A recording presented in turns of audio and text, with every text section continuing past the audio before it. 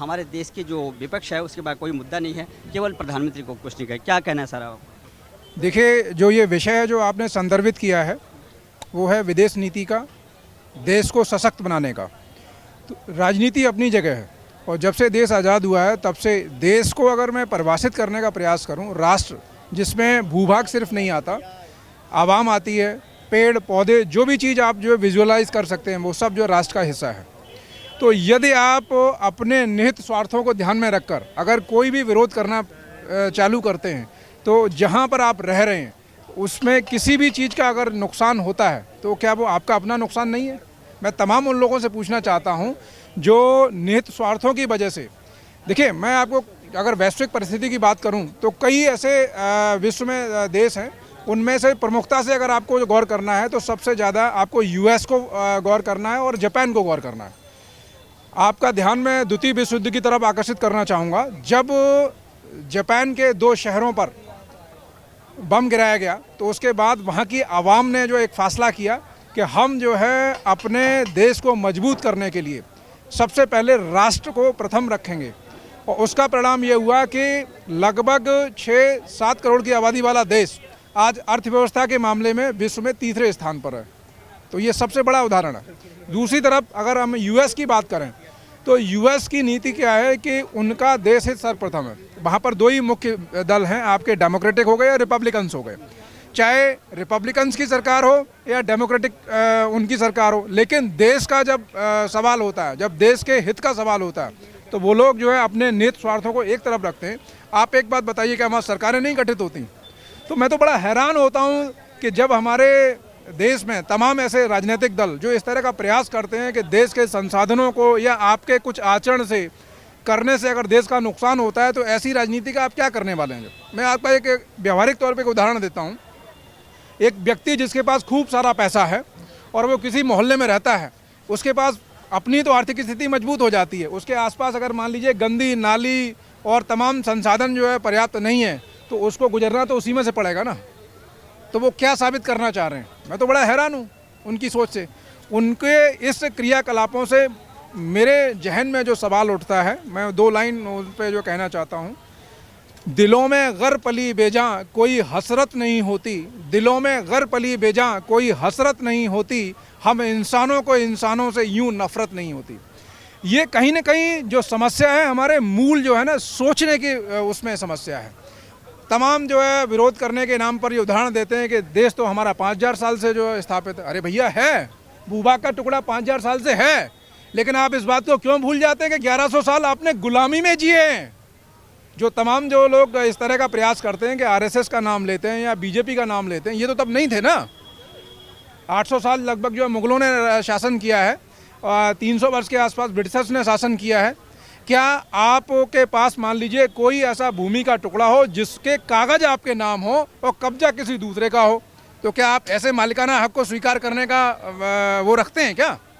तो मुझे तो इनकी जो सोच है, जो बुनियादी सोच है, उसमें ही कहीं ना कहीं कमी नज़र आती है कि किस तरह का मतलब। अरे भाई, आप जो देश हित के मामले हैं उनको समर्थन करके, मैं आपको, और विपक्ष में अटल बिहारी वाजपेयी जी होते थे, कांग्रेस की सरकार एक लंबे अरसे से थी।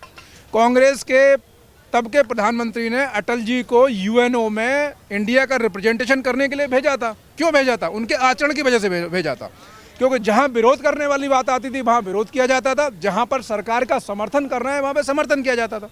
उसका परिणाम ये हुआ कि जब कोई भी विदेशी जो ताकतें हैं उनके सामने आपको जो है एक मजबूत संगठन के तौर पे दिखना चाहिए जो, और जो तमाम अल्पसंख्यक समुदाय के लोगों को यहाँ पर जो है डराने का, भय वाला वातावरण जो पैदा करने का प्रयास किया जाता है, मैं उनको भी एक उदाहरण देना चाहता हूँ। कुछ ऐसे हमारे देश हैं, जैसे फॉर एग्जांपल अफ़गानिस्तान है। अफ़गानिस्तान में तो अन्य धर्मों के लोग नहीं रहते ना, वहाँ पर हमारे बेचारे मुस्लिम भाई पताड़े थे। किन लोगों ने वहाँ कब्जा कर रखा है? तालिबान ने कर रखा है ना। वहाँ पीड़ित कौन है? मुसलमान ही हो रहे हैं ना। तो कहीं ना कहीं अब तो तमाम जो आम आवाम, चाहे वो मुस्लिम हो या हिंदू हो या जैन हो या सिख हो या ईसाई हो, सबको उन लोगों को सोचने की आवश्यकता है कि ऐसे लोग जो अपने निहित स्वार्थों को साधने के लिए देश हित से समझौता करने का प्रयास करते हैं, उनसे हमको दूर रहना है या उनका समर्थन करना है। सबसे बड़ी बात है कि पाकिस्तान के प्रधानमंत्री अपने 5 साल के अपने कार्यकाल को मैं अपना अनुभव के आधार पर कह रहे हैं कि भारत की जो है विदेश नीति है बहुत स्ट्रॉन्ग है और अपनी जनता के लिए है। और यहाँ के हमारे जो राजनीतिक दल हैं वो प्रधानमंत्री को कहते हैं कि देश का पैसा खर्च हो रहा है, बार बार जो है विदेश जा रहे हैं। जहाँ तक तटस्थता की बात है कि जैसे यूक्रेन और रशिया में पाकिस्तान पे बड़ा जो दबाव है कि आप विशेष पक्ष की जो है मदद करें, लेकिन भारत तटस्थ है, इसीलिए वहाँ बहुत ज़्यादा उनको दबाव है इमरान खान का और उन्हीं की कुर्सी जाने वाली है। तो वो बार बार जो है अब प्रधानमंत्री मोदी का जो है गुणगान कर रहे हैं। पाकिस्तान का जन्म 14 अगस्त 1947 को होता है। तब से लेकर आज तक वहाँ के किसी भी प्रधानमंत्री ने पूरा कार्यकाल नहीं किया है। तो ये तो वहाँ का लोकतंत्र है भाई, आंकड़ा तो आप इसको झुटला नहीं सकते ना। इससे क्या जाहिर होता है कि वहाँ पर लोकतंत्र है ही नहीं, वहाँ पर तो इनडायरेक्टली जो है आईएसआई और सेना रूल करती है। तो तमाम शांति परक लोग हैं उनको ये सोचने की आवश्यकता है कि ऐसे लोगों से हमें जो है साथ देना है या इनके साथ जाना है जिनके अपने घर में शांति नहीं है। जो अभी आपने जो प्रश्न किया है कि जो भारत की विदेश नीति का, जैसे मैंने पहले ही कहा था, किसी भी सशक्त राष्ट्र की विदेश नीति में जो प्रमुख तौर पे जो बात होती है वो ये होती है कि आपका न तो कोई परमानेंट दोस्त होता है न कोई दुश्मन होता है।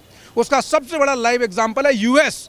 पिछले कई दशकों से यूएस अगर नंबर 1 पोजीशन होल्ड कर रहा है तो उसकी यही पॉलिसी है कि नेशन फर्स्ट। अगर उसे अपने यूएस के हितों को साधने के लिए रसिया के साथ भी खड़ा होना पड़ेगा वो खड़ा होगा, अगर उसको हितों के साथ साधने के लिए जापान के साथ खड़ा होना पड़ेगा वो खड़ा होगा। लेकिन जो चीज़ यूएस के अगेंस्ट आती है, चाहे वो डेमोक्रेटिक वहाँ पर रूल करें या रिपब्लिकन्स रूल करें, वो उसका जो है विरोध करते ही हैं। तो ये है विदेश नीति, उसको ही समझने की आवश्यकता है। तो इसी तरह से जो राष्ट्र भारत की संप्रभुता के साथ खड़ा है वो हमारा मित्र है स्वाभाविक तौर पे।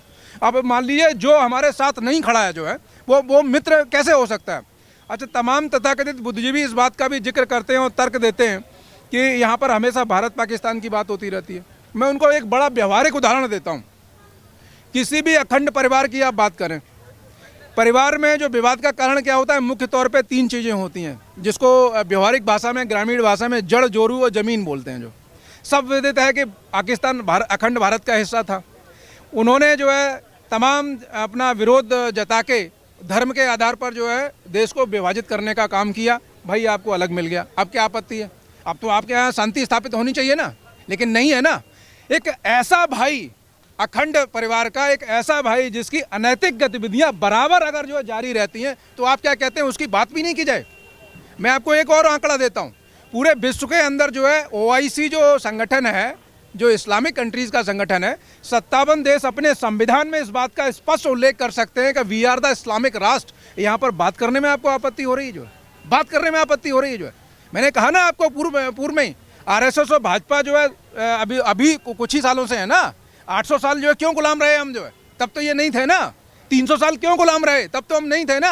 अरे भाजपा रूल करे या कांग्रेस रूल करे या आरएसएस रूल करे, हम हिंदुस्तानियों को ये दिमाग में बात बिठानी चाहिए कि देश हित के लिए क्या है उसको हम समर्थन करेंगे, देश के खिलाफ है उसका विरोध करेंगे। जो है क्योंकि अगर आप सुरक्षित रहेंगे। अच्छा, और जो तमाम लोग जो तर्क देने का प्रयास करते हैं कि सुरक्षा की बात करने लग जाते हैं, क्यों नहीं जो है रोटी कपड़ा और मकान की बात करते हैं। मैं उनको एक बड़ा व्यवहारिक उदाहरण देता हूँ।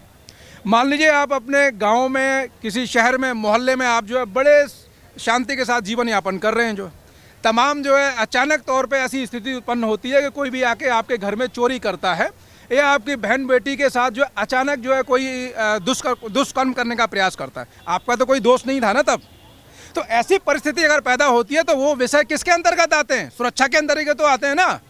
तो आपको तैयारी हर एंगल पे करनी पड़ेगी। जो अनैतिक तत्व हैं वो हमेशा इस बात को अपने दिमाग में बना के रखें कि आप जब जो है निश्चिंत हो जाएंगे, जब आप शांत हो जाएंगे, उनका जब हाथ लगेगा आप पे आक्रमण करेंगे। और वही हुआ है। पूरे विश्व के अंदर कोई ऐसा राष्ट्र है जो इतने साल गुलामी झेला हो। और सबको पता है कि भारत तो एक सोने की चिड़िया होता था ना। तो मैं तमाम आम आवाम से यही कहना चाहता हूं कि ये पार्टियां आती रहेंगी, जाती रहेंगी, लेकिन आपको हमेशा ये देखना है कि कौन ज़्यादा जो है बेहतर है। देखिए, अगर हम बात करें, जब आदमी जो है बड़ा कंफ्यूज हो जाता है तो उसके दिमाग में आता है कि हम फैसला कैसे लें। हमारे देश की जो पॉलिसी है, फॉरेन पॉलिसी है, और उसमें हमारे पूरा देश का विपक्ष जो है, जो सत्ताधारी पक्ष होता है, अभी वर्तमान में भारतीय जनता पार्टी है, और नरेंद्र मोदी का विपक्ष जो है हमेशा विरोध करता है हर बात पे। अगर कोई सीधा बोल दिया तो उल्टा।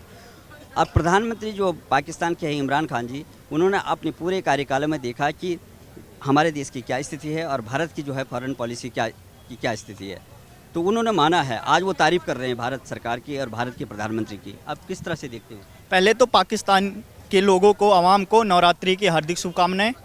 और दूसरा जो मैं शब्द कहना चाहूँगा इमरान खान जी को कि भारत की जो पॉलिसी की बात कर रहे हैं, विदेशी पॉलिसी भारत की नहीं बेहतर है, हर पॉलिसी बेहतर है, चाहे वो जीवन ज्योति बीमा हो या किसी भी गरीब से लेके अर्थव्यवस्था, सेंसेक्स बाजार, हर चीज़ को मजबूत करने के लिए जो पॉलिसी है, भारत की पॉलिसी हर तरीके से अव्वल है। और दूसरी चीज़, इमरान खान जी जो सवाल भी करते हैं और आज झुकने वाला भी काम किए, भारत की तारीफ भी किए, हमेशा तंज करते थे, घुसपैठ कराने का, कश्मीरी लोगों को भड़काते थे, भारत के मुसलमान को प्रभावित करते थे, ठीक है। लेकिन उन्हीं लोगों की वजह से आज जो मुस्लिम पड़ोसी कंट्री हैं, जैसे जो आपने अफ़गानिस्तान में हिंसा देखा, उसका एक मुख्य श्रेय इमरान खान को जाता है, ठीक है। तो जो है इमरान खान के ठाठ उखाड़ नहीं पाते, ठीक है। और उन्हीं की वजह से मुसलमान को रहे हैं काट। जो इनकी नीति है ना, आतंकवाद नीति है। आतंकवाद नीति ना खुद को अखंड होने देता है, ना कुछ कर पाते हैं। वो इमरान खान ने किया। आज वहीं के लोग उन्हीं का विरोध कर रहे हैं, उन्हीं के सांसद उन्हीं को छोड़ के जा रहे हैं, ठीक है। वहीं की मीडिया उन्हीं के विरोध जो हाय हाय करती थी, मोदी मोदी, अभी भी इनकी कहते हैं ना जल जाना, और उसका मतलब प्रभाव तभी भी ना जाए, वही रस्सी जल गई बल नहीं गया, वही वाला हिसाब उनका हो गया है इमरान खान का, कि वहाँ की आवाम अभी भारत के मुसलमानों की परवाह कर रही है। अरे तुम्हारे जो बकरी बेच के, मुर्गा बेच के अर्थव्यवस्था मजबूत करने में लगे हुए हैं और तुम भारत को संदेश दे रहे हो, ये तुम्हारी नीति है। गए भीख मांगने के तरीके, इतना मतलब कहते हैं ना, घर का विभीषण लंका ढाए, जो कांग्रेस ने किया था पिछली सरकार, जो 70 सालों में कांग्रेस ने किया, कि घर का भेदी लंका ढाए, भारत के टुकड़े करवा दिए, पाकिस्तान बांट दिया, कश्मीर, पीओके और सियाचिन, कश्मीर जो सियाचिन है वहाँ कब्जा कर लिया चीन ने। तो ये घर का भेदी लंका ढाए कांग्रेस ने किया था। और पड़ोसी पुत्र पनौती बना हुआ है जो इमरान खान है, जो पड़ोसी पुत्र है पनौती बना हुआ है। हमारा जो भारत की नीति है ना, हम सोचते थे कि पाकिस्तान को भी साथ लेके चलेंगे, अफगानिस्तान को साथ लेके चलेंगे, श्रीलंका को साथ लेके चलेंगे, नेपाल को साथ लेके चलेंगे, और यही चीज़ रसिया कर रहा है। आज यूक्रेन को कब्जा क्यों कर रहा है? यही कारण है कि जब हमारा बॉर्डर मजबूत रहेगा, हमारे पड़ोसी देश सक्षम रहेंगे, तो हम पे कोई हमला नहीं करेगा। और वही चाइना ने किया है, पाकिस्तान को भिखारी बना दिया है कि उसके खिलाफ कभी बोल नहीं सकता। श्रीलंका पे कब्जा करने की कोशिश कर रहा है कि उसके खिलाफ बोल नहीं सकता। तो इनकी जो पॉलिसी है ना, वही भारत ने भी सोचा था कि पाकिस्तान को लेके अगर करना चाहूँगा तो ठीक होगा उनकी, लेकिन उन्होंने भीख मांगने का काम किया है। सबसे बड़ी बात है कि जैसे आप समझ रहे हैं, आज जिन पार्टियों ने जो सबसे ज़्यादा आज़ादी के बाद जो है सत्ता संभाली है, सरकारें दी हैं भारत को, वही उन्हीं के बड़े नेता हमेशा जो है अपोज करते हैं। चाहे वो आंतरिक सुरक्षा की बात हो, चाहे बाह्य सुरक्षा की बात हो, चाहे कोई भी नीतियाँ हों, व्यक्तिगत विरोध के चक्करों में वो जो है पूरा देश का जो है हित और अहित जो नज़रअंदाज कर देते हैं।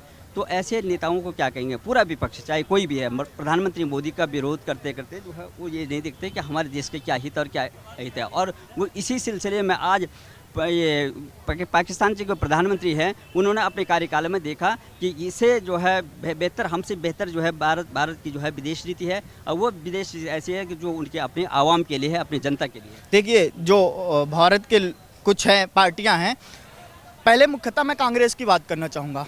कांग्रेस ने अपने जो एक बेहतर राष्ट्रीय पार्टी थी, बीजेपी उसके सामने कुछ नहीं थी। पिछले 10-15 साल में बीजेपी ऐसे उभर के आई कि कांग्रेस खत्म हो गया।